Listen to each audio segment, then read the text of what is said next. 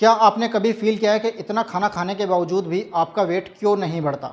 शायद आप भी उन्हीं लोगों में से हैं जिनके लिए वज़न बढ़ाना बेहद मुश्किल होता है।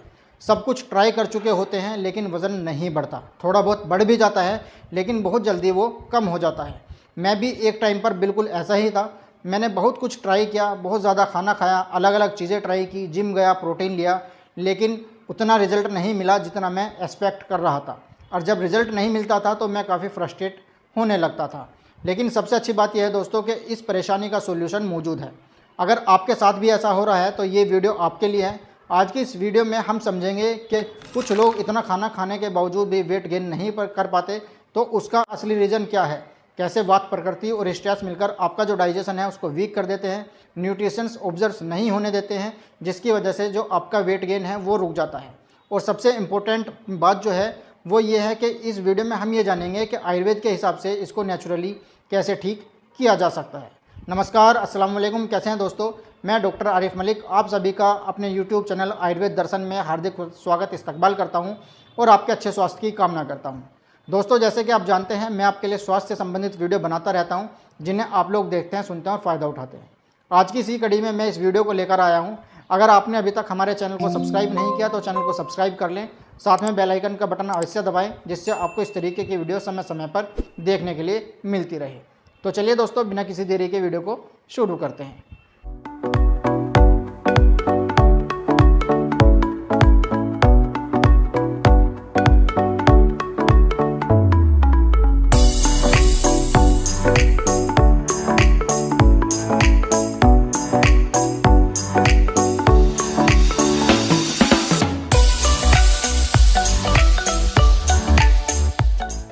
दोस्तों, अक्सर लोग सोचते हैं कि जितना ज़्यादा खाएंगे उतना ही ज़्यादा वेट बढ़ेगा, इसलिए वो दिन में 3 बार की जगह 4 बार, 5 बार, 6 बार खाना खाना शुरू कर देते हैं।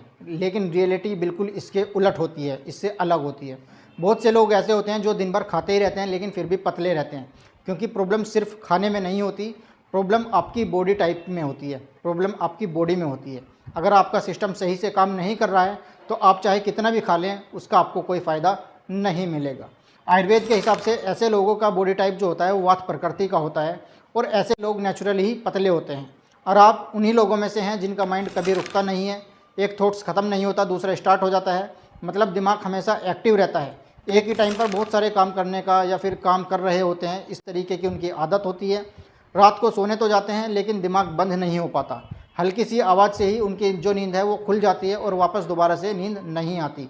कभी एनर्जी बहुत ज़्यादा हाई हो जाती है और कभी बिल्कुल लो हो जाती है, क्योंकि ये लोग तब तक काम करते हैं जब तक वो थक नहीं जाते।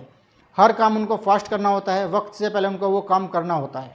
उसी वक्त दिमाग में 2-3 चीज़ें चल रही होती हैं कि अब ये काम करना है, इसके बाद ये काम करना है।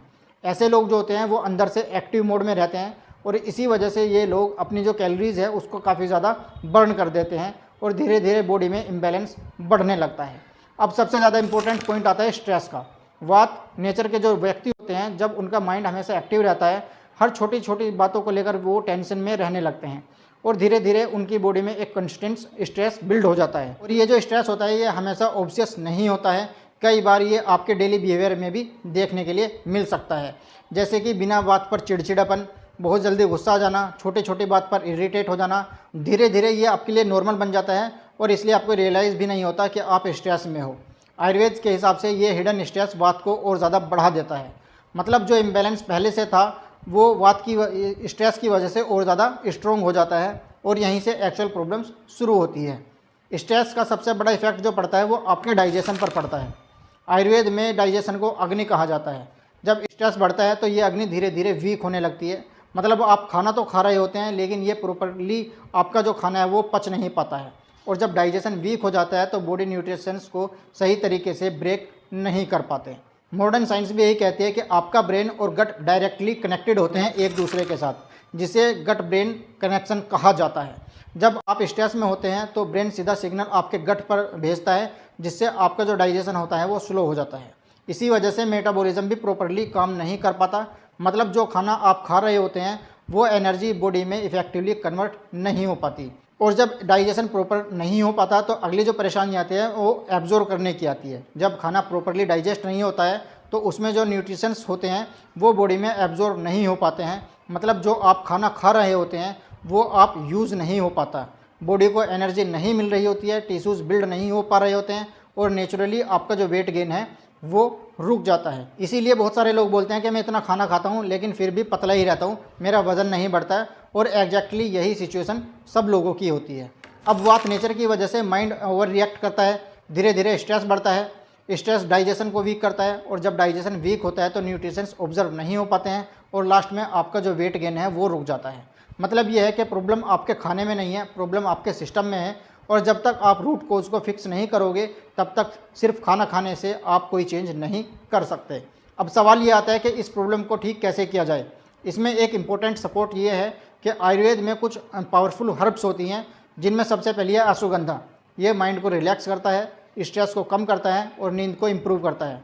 आप इसे रात को सोने से पहले 1 चम्मच गर्म दूध के साथ ले सकते हैं। दूसरा है शतावरी, जो बॉडी को नरिशमेंट पैदा करती है, टिश्यूज़ को बिल्ड करने में मदद करती है। इसे आप दिन में या रात में 1 चम्मच दूध के साथ ले सकते हैं, या फिर इन दोनों को मिलाकर आप ले सकते हैं। दोनों मिलकर बॉडी को अंदर से और बाहर से सपोर्ट करती हैं और धीरे धीरे हेल्दी तरीके से आपका जो वेट है उसको गेन करने में मदद करती हैं।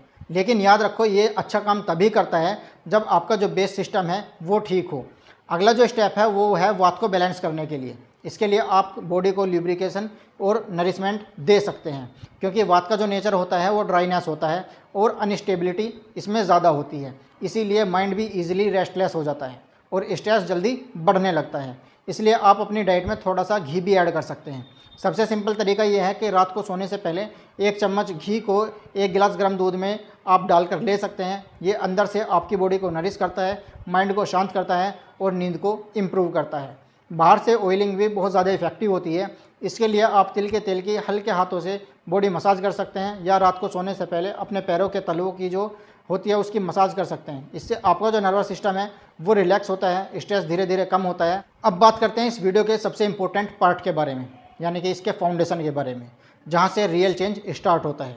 सबसे पहला जो स्टेप है वो ये है कि आपको प्रॉपरली स्लीप लेनी है, यानी कि आपको प्रॉपर नींद लेनी है, क्योंकि जब तक आपकी नींद पूरी नहीं होगी तब तक आपकी बॉडी प्रॉपरली रिकवर नहीं करेगी, स्ट्रेस को कम नहीं करेगी। इसीलिए 6 से 7 घंटे की नींद आपको लेनी ज़रूरी है।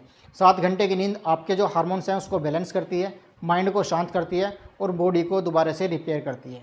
जब नींद आपकी ठीक होती है तो आप अगले दिन ऑटोमेटिकली बेटर फील करते हैं, माइंड फ्रेश रहता है और स्ट्रेस हैंडल करना आपके लिए आसान हो जाता है। इसके बाद आता है आपका मॉर्निंग रूटीन। दिन की शुरुआत काम पॉजिटिव होनी चाहिए। सुबह उठकर कम से कम 10 से 15 मिनट 20 मिनट आपको प्राणायाम या फिर डीप ब्रीथिंग करनी चाहिए, और हल्का म्यूज़िक आप इसके साथ सुन सकते हैं।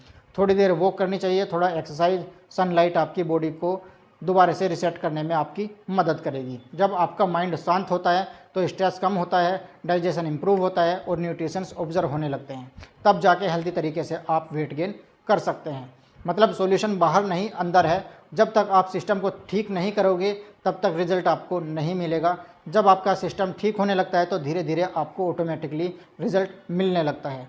अगर आप भी पतले हो और अपना वेट बढ़ाना चाहते हो तो सबसे पहले आपको भी अपनी बॉडी के सिस्टम को समझना ज़रूरी है। इसी के बाद आप अपना वेट बढ़ा सकते हैं। तो आज की इस वीडियो में बस इतना ही दोस्तों। मुझे उम्मीद है कि मेरे द्वारा दी गई जानकारी आपको पसंद आई होगी। अगर आपको मेरे द्वारा दी गई जानकारी पसंद आई है तो हमारी इस वीडियो को लाइक कीजिए, शेयर कीजिए, और अगर आपने अभी तक हमारे चैनल को सब्सक्राइब नहीं किया तो चैनल को इससे सब्सक्राइब करें, जिससे आपको इस तरीके की वीडियो समय समय पर देखने के लिए मिलती रहे। तो चलिए दोस्तों, मिलते हैं अगली वीडियो में। तब तक के लिए खुदा हाफिज़।